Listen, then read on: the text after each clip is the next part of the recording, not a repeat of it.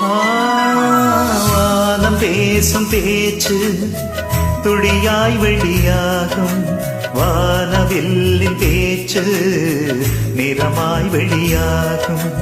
உண்மை ஊமையானால் கண்ணீர் மொழியாகும், பெண்மை ஊமையானால் நாணம் மொழியாகும். ஓசை தூங்கும் ஜாமத்தில் உச்சி மீன்கள் மொழியாகும், ஆசை தூங்கும் இதயத்தில் அசைவு கூட மொழியாகும்.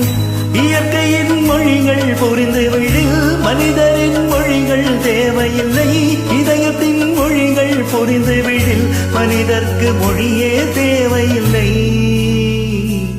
காற்றின்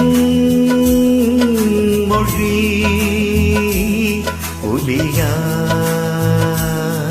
இசையா